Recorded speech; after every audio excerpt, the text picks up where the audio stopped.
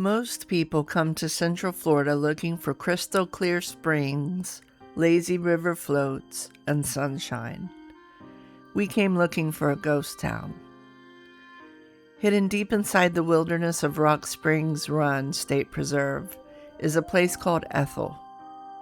Once home to families, farms, a railroad stop, and a growing community, today it's little more than a name on old maps and a cemetery slowly disappearing into the woods.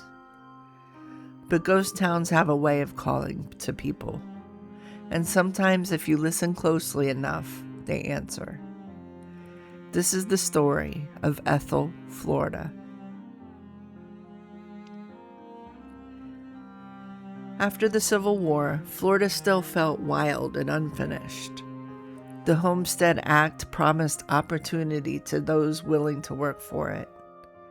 Families arrived with little more than determination, clearing pine forests by hand and carving homes out of the wilderness. Among those early settlers were families like the Moores. The land wasn't easy. Summer heat pressed down like a heavy blanket. Mosquitoes were relentless.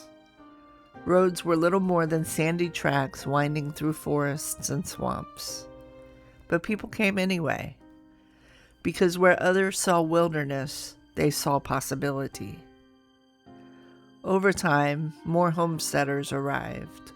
Cabins appeared, gardens were planted, children were born, and slowly a community called Ethel began to emerge.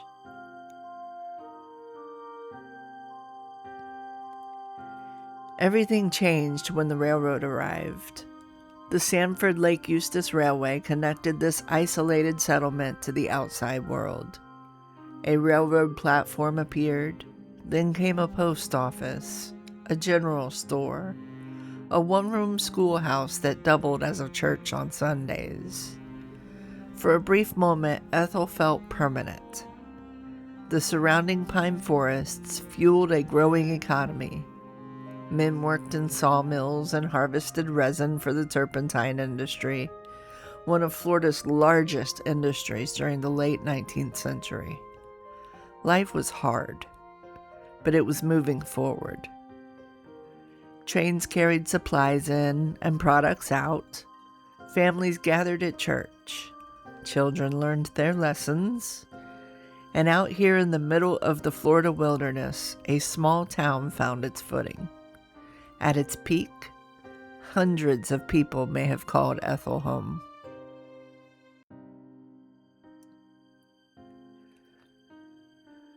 The thing about boomtowns is that they often depend on one promise, one crop, one industry, one railroad.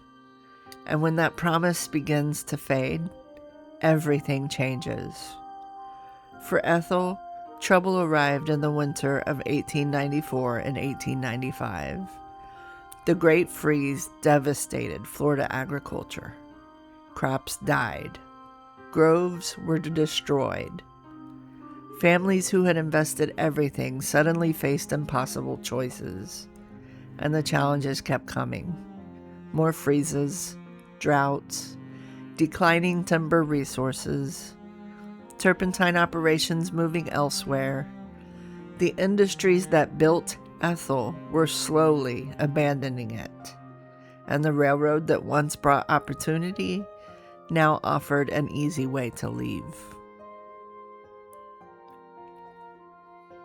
Unlike some ghost towns, Ethel didn't die dramatically. There was no fire that consumed the town, no flood, no violent disaster. It simply grew quieter. A few families left, then a few more. Businesses closed. The schoolhouse stopped teaching. The post office shut its doors. By the 1920s, only a handful of homes remained.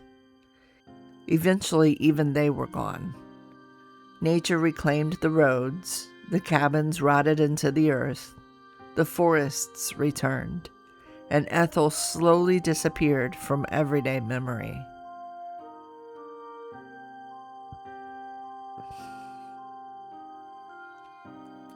My journey to Ethel actually started with a text message. I was driving to explore Manfield Ghost Town when Dusty asked me a simple question. What should I know about exploring ghost towns? Well, that question turned into a phone call. The phone call turned into a plan. And before long, we had picked a date to go explore Ethel together. Because let's be honest, neither one of us is likely to turn down a ghost town. Since Ethel sits more than 2 hours from my house, I spent time researching before the trip. I discovered references to an old cemetery, mentions of homestead remnants, an abandoned railroad grade, and somewhere out there, a hidden windmill. That was enough to get me excited. Ghost towns always are. When we arrived, the GPS immediately tried to send us somewhere it absolutely should not have. After correcting course and finding the proper parking area, we handled the most important part of any hike, the bathroom. Because one does not begin a wilderness adventure without taking care of business first. From there, we started toward the cemetery. What we didn't know was that a race was happening that weekend. Normally, crowds aren't really our thing, but thankfully it wasn't overwhelming, and most of the participants had dogs. That helped. A lot. As we passed them, we entertained ourselves by translating each dog's body language into imaginary conversations. Some seemed excited. Some looked deeply offended by exercise. Others clearly believed they were in charge of the entire event. We laughed the whole way. Eventually, we reached the cemetery, and honestly, it's small. Easy to miss if you weren't looking for it. The weathered entrance looks exactly like what you'd imagine from a forgotten cemetery hidden in a ghost town.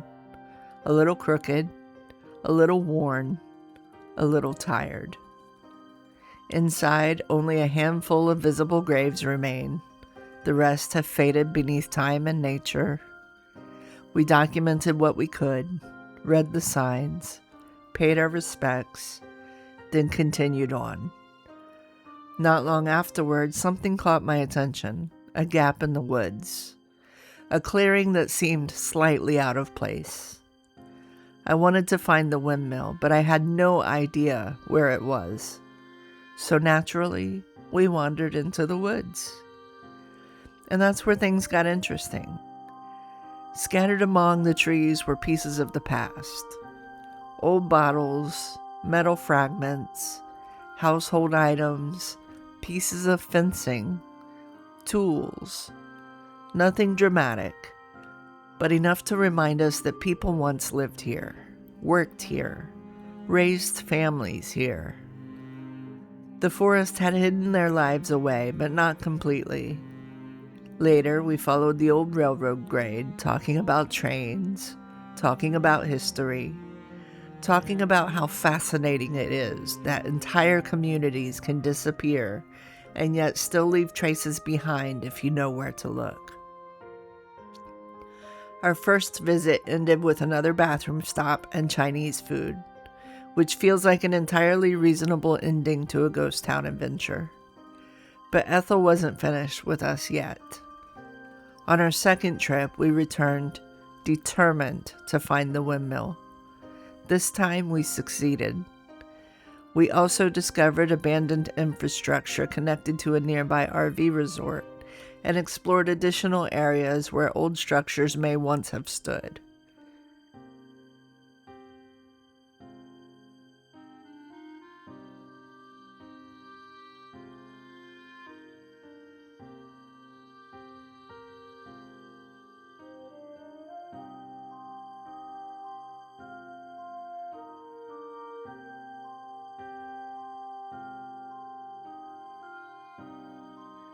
By the end of 2 hikes, we had found most of what we came looking for. Most. There's still another trail out there waiting, a longer hike, one we're saving for another day. What struck me the most about Ethel wasn't what we found. It was what we didn't find. No buildings, no storefronts, no schoolhouse, no homes. Almost nothing remains. And yet somehow the place still feels alive. Not because of ghosts, but because of memory. Every rusted artifact, every weathered grave, every faint trace of the railroad grade reminds us that people built lives here. They dreamed here, struggled here, loved here, and eventually left. Ethel isn't a town anymore. It's a whisper. One that's slowly fading beneath pine needles and palmettos. But as long as somebody walks these trails, reads these names, and tells these stories, the town isn't entirely gone. If you enjoy exploring forgotten places, abandoned history, and the stories hidden just beyond the pavement, we'd love to have you along for the journey. Like, subscribe, and come explore the forgotten corners of the South with us, because sometimes the most fascinating places are the ones the maps forgot. Deep in the wilderness of Rock Springs Run State Reserve, Ethel still waits, quiet, patient, hidden beneath the trees. A ghost town not of crumbling buildings, but of memories. And if you're willing to walk far enough into the woods, you might just hear its story too.